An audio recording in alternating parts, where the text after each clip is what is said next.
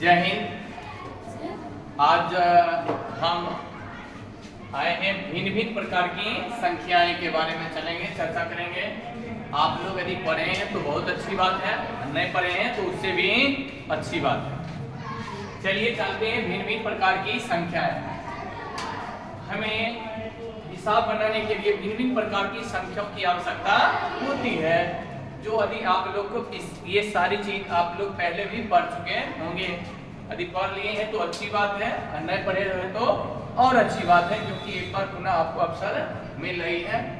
एक बार रिवीजन कर लें। भिन्न भिन्न प्रकार की संख्याएं। सबसे है प्राकृतिक संख्या, नेचुरल नंबर।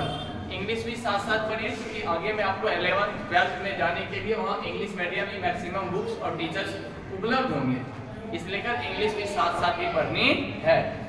नेचुरल नंबर, गिनती की संख्या को प्राकृतिक संख्या कहते हैं। प्राकृतिक संख्या किसे कहते हैं? गिनती की संख्या को प्राकृतिक संख्या कहते हैं। वे संख्या जिसे हम गिन सकते हैं उसे क्या बोलते हैं? प्राकृतिक संख्या कहते हैं। क्या आपको पता है कि गिनती की संख्या को प्राकृतिक संख्या क्यों कहते हैं? गिनती की संख्या को प्राकृतिक संख्या क्यों कहते हैं? तो गिनती की संख्या को प्राकृतिक संख्या इसलिए कहते हैं कि गिनती की संख्या प्राकृतिक में पहले से ही मौजूद थी। गिनती की संख्या प्राकृतिक में पहले से ही मौजूद थी। जो चीज पहले रहती है उसको हम ढूंढ के निकालते हैं, उसको खोज बोलते हैं, और जो हम स्वयं बनाते हैं उसे आविष्कार कहते हैं। तो गिनती की संख्या पहले ही प्राकृतिक में थी, इसीलिए मैंने इसको खोज निकाला है, इसीलिए इसको क्या बोलते हैं? प्राकृतिक संख्या।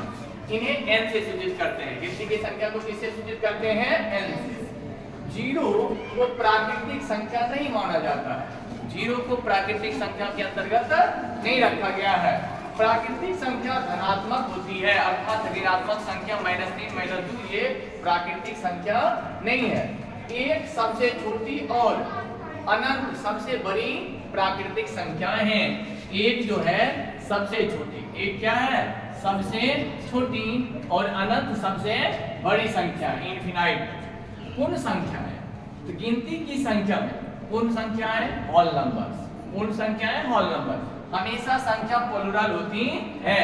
जब प्राकृतिक संख्या के परिवार में शून्य को शामिल कर देते हैं, अर्थात जब प्राकृतिक संख्या के परिवार में शून्य एक और आ जाता है तो उसको हम पूर्ण संख्या कहते हैं। जैसे 0 1 2 3 4 डॉट डॉट तक इनफिनाइट तक, ये सारे के सारे संख्या कौन सी है? पूर्ण संख्या है। और पूर्ण संख्या को W से सूचित करते हैं। पूर्ण संख्या को किससे सूचित करते हैं? W से। पूर्णांक संख्या दोनों का सम्मिश्रण है। पूर्णांक संख्या इंटीजर्स, पूर्णांक संख्या को क्या बोलते हैं? Integers numbers.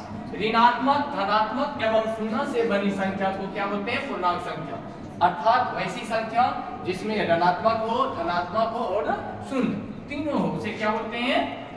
पूर्णांक संख्या। जैसे -2, -1, 0 1 2 डॉट डॉट चलते रहेगा यहाँ तक। इसे हम संख्या रेखा पर भी निरूपित करते हैं।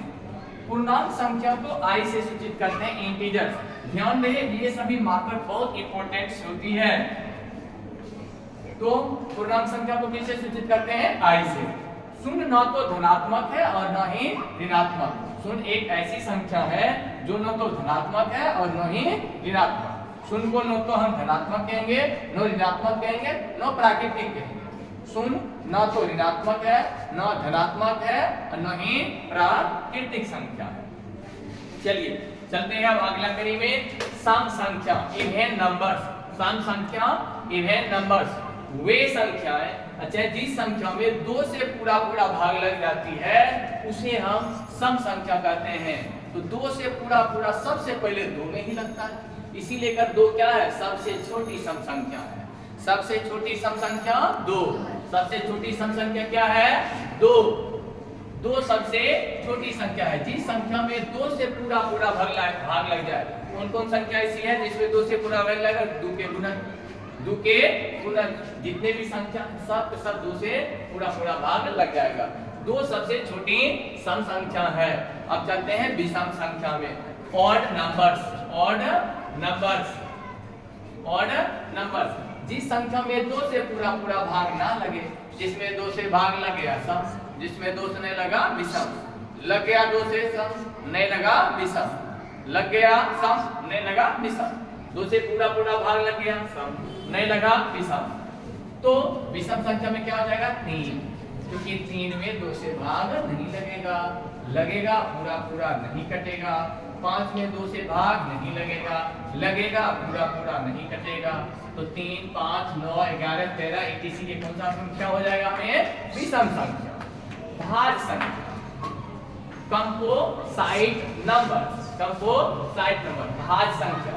तो जिस संख्या में एक और स्वयं, एक अपने से और एक स्वयं से, एक से कटे और एक वह अपने से कटने के अलावा किसी और से भी कट जाए, मतलब एक अपने से कटे, एक से कटे और कोई एगो और संख्या से कटे, उसे क्या बोलेंगे हम भाज्य संख्या, अर्थात जिसका गुणनफल एक और स्वयं के अलावा कोई और हो, एक और स्वयं के अलावा कोई और हो, उसे हम क्या बोलेंगे भाज्य संख्या। क्या बोलेंगे भाज्य संख्या।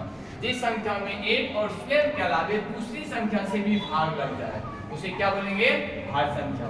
जैसे 4 में किससे भाग लगता है, 1 से लगेगा, 2 से लगेगा, 4 से लगेगा, 6 में किससे लगेगा, 1 से लगेगा, 2 से लगेगा और 3 से लगेगा, इसीलिए ये कौन संख्या हो गया भाज्य संख्या। भाज्य संख्या का दूसरा नाम यौगिक संख्या भी है, आप लोग को परेशान होने की जरूरत नहीं है, जब भी बोला जाए यौगिक संख्या तो भाज्य संख्या समझना, भाज्य संख्या यौगिक संख्या एक ही है। भाज्य संख्या का दूसरा नाम क्या है यौगिक संख्या। जैसे किसी आदमी का 2 नाम होता है ना, टुन्नू, मुन्नू, झुन्नू, इसी प्रकार इसका नाम कौन सी है यौगिक संख्या। एक नाम है भाज्य संख्या, दूसरा नाम है यौगिक संख्या। भाज्य संख्या सम और विषम दोनों हो सकती है। भाज्य संख्या क्या हो सकती है, सम और विषम। देखिए 4 सम संख्या, 6 सम संख्या, 9 विषम संख्या, 15 विषम संख्या। तो भाज्य संख्या सम और विषम दोनों हो सकती है। और भाज्य संख्या प्राइम नंबर, जिस संख्या में एक और स्वयं के अलावा किसी दूसरी संख्या से भाग ना लगे, जिस संख्या में एक और स्वयं के अलावा किसी दूसरी संख्या से भाग ना लगे, उसे हम अभाज्य संख्या कहते हैं, इसे रूट संख्या भी कहते हैं। इसे क्या बोलते हैं रूट संख्या। जैसे हो जाएगा आपका 2, 5, 7, 11, 13, 17, 23 etc, ये सभी कौन संख्या हो जाएगा अभाज्य संख्या। इसी को हम बोलते हैं रूट संख्या। क्या बोलते हैं रूट संख्या। इसी को हम क्या बोलेंगे रूट संख्या। 2 ऐसी अकेली सम संख्या है जो अभाज्य है।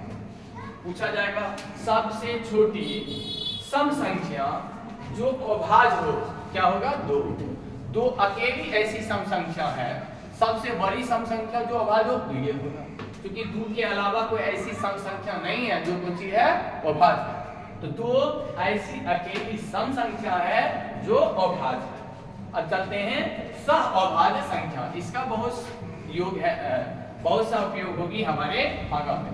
सह अभाज्य संख्या को प्राइम नंबर्स, यदि 2 प्राकृतिक संख्याओं का एचसीएफ मौसम 1 हो, 2 प्राकृतिक संख्या का मौसम कितना हो 1 हो, या एचसीएफ 1 हो, हाईएस्ट कॉमन फैक्टर 1 हो, तो उसे क्या बोलते हैं सह अभाज्य संख्या कहते हैं।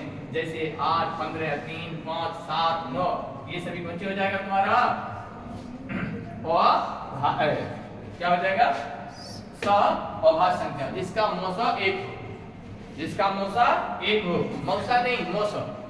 हाँ भूल से समझ ले लेना कि मौसा 1 हो, किसी किसी को दूध भी मौसा होता है। जिसका मौसा 1 हो उसको क्या बोलेंगे सह अभाज्य संख्या। जिसका मौसा 1 होगा उसको क्या बोलेंगे सह अभाज्य संख्या। मौसा बोलना मौसा, मौसा नहीं मौसा परिमेय संख्या। अब नेक्स्ट क्लास में हम चलते हैं, चलिए अभी वर्तमान में परिमेय संख्या, इंग्लिश होता है रैशनल नंबर। परिमेय संख्या को क्या बोलते हैं रैशनल नंबर। तो वे संख्या जिसे हम p/q या अंश बटे हर, वे संख्याएं जिसे हम p/q या अंश बटे हर के रूप में लिख पाते हैं या लिखते हैं उसे परिमेय संख्या कहते हैं। जहां p और q क्या हो पूर्णांक हो, p और q क्या होना चाहिए पूर्णांक, तथा q बराबर 0 नहीं होना चाहिए, अर्थात हर में 0 नहीं होनी चाहिए। जैसे रूट अंडर 25 इसका पूरा पूरा वर्गमूल निकल जाएगा, या ऐसे भी बोल सकते हैं जिसका वर्ग पूरा पूरा हो, जिसका वर्गमूल पूरा पूरा निकले उसे क्या बोलेंगे, परिमेय संख्या। जैसे रूट अंडर 25 का वर्गमूल निकल जाएगा ना प्लस माइनस 5, प्लस माइनस कौन सी हो जाएगा 5, इस 3/5 2/5 etc। या 5 भी कौन सी है 4 ले ले 5 ले ले, ये सभी कौन संख्या हो जाएगा तुम्हारा परिमेय संख्या। अच्छा 1/1.5 भी क्या है तुम्हारा परिमेय संख्या, 1/5 भी 1.5 भी क्या है। प्रत्येक पूर्णांक संख्या एक परिमेय संख्या होती है। जितनी भी पूर्णांक संख्या हैं सब के सब परिमेय संख्या हैं। क्वेश्चन पूछा जाएगा क्या प्रत्येक पूर्णांक संख्या एक परिमेय संख्या होती है, आंसर मिलेगा हाँ या नहीं में उत्तर देना है। तो क्या बोलेंगे, हाँ प्रत्येक पूर्णांक संख्या एक परिमेय संख्या। धन्यवाद। आपको यदि यह वीडियो अच्छा लगे तो चैनल को सब्सक्राइब, कमेंट एंड लाइक जरूर करिएगा। मिलते हैं हम नेक्स्ट क्लास में।